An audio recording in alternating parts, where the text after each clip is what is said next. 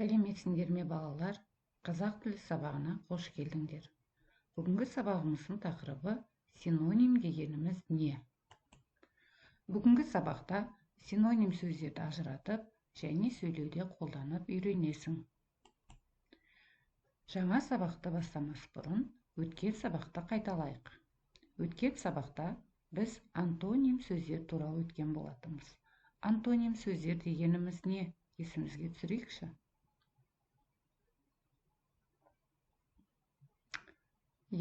Балалар, дұрыс айтасыңдар. Антоним мағынасы қарама-қарсы сөздер. Балалар, алдарында мақал-мәтел тұр. Сол мақал-мәтелдің ішінен антоним сөздерді анықтап көрейік. Ащы мен тұщыны татқан білер, алыс пен жақынды жортқан білер. Осы мақал-мәтелдің ішінен антоним сөздерді анықтайық. Дұрыс айтасыңдар балалар. Бұл жерде антоним сөздер ащы, тұщы, алыс, жақын. Тамаша жауап. Қазір суреттерге қарай отырып, мағынасы бірдей жақын сөздерді анықтап көрейік. Керік, биік, бойшаң. Түлкі, қу, айлакер. Айжан, сұлу, көрікті. Жеміс, көп, мол. Балалар, бұл айтылған сөздер синоним сөздер деп аталады. Синоним сөздердің айтылуы, жазылуы, естілуі әртүрлі болғанмен, мағыналары бір-біріне жуық болып келеді. Алдымыздағы жануарға назар аударыңдар. Жануар шапшаң, жылдам. Ол сағатына 120 километр жүгіреді екен. Келесі, ақша көп, мол. Балалар, сендер бұл жерде байқағандай, тағы да айтылуы, естілуі, жазылуы әртүрлі. Бірақ мағыналары бір-біріне жақын сөздер.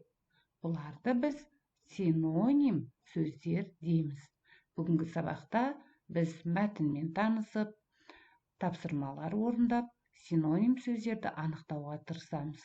Балалар, синоним сөздерді қаншалықты көп білсеңдер, сендердің тіл байлықтарыңда көп болады.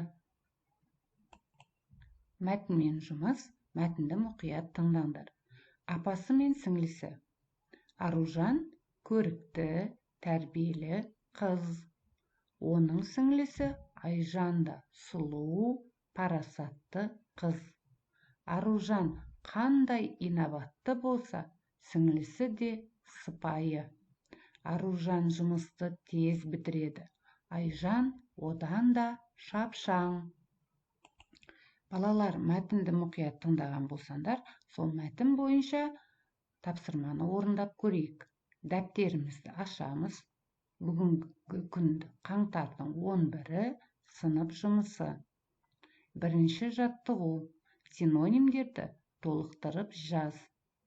Жаңағы тыңдаған мәтіндерің бойынша көп нүктенің орнына тиісті синонимді анықтаймыз. Бірінші сөйлем. Айжан Аружанның кімі болады? Көп нүктенің орнына тиісті сөзді табайық. Қалай ойлайсыңдар? Дұрыс айтасыңдар. Сіңлісі болады. Яғни біз сіңлісі деген сөзді жазамыз. Бірінші сөйлемді көшіріп жазыңдар. Көркем қатесіз.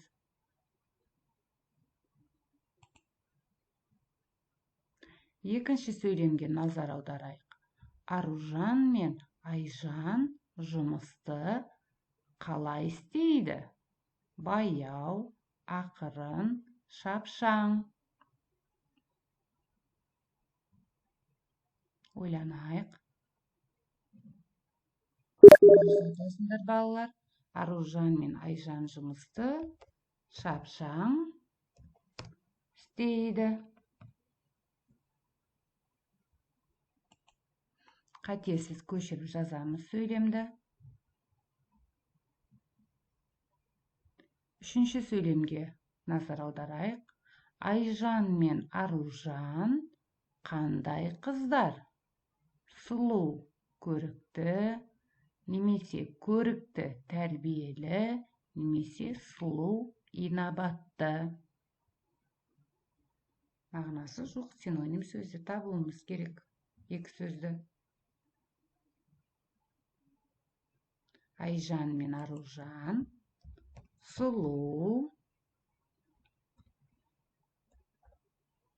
көрікті, дұрыс айтасыңдар балалар, көрікті қыздар.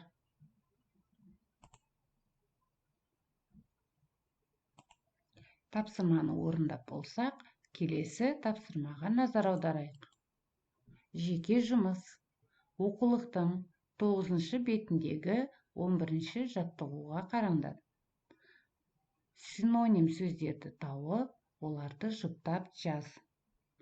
Синоним сөздер абайлау, қашық, байқау, ер, биік, батыр, есті, зәулім, шалғай, аяз, қорқақ, суық, үркек, ақылды. Осы сөздердің ішінен жұптап жазамыз. Мысалы, үлгі бойынша абайлау, байқау. Арғарай балалар, өздерің жалғастырып жазыңдар.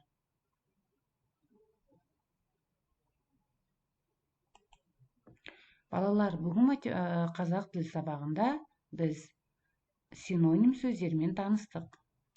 Тілімізде мағынасы жуық, бірақ дыбысталуы әртүрлі сөздер бар. Мысалы, алыс, қашық, келбетті, сұлу. Бұндай сөздерді балалар синоним сөздер дейміз. Бүгінгі сабағымыз аяқталды. Қош, сау болыңдар.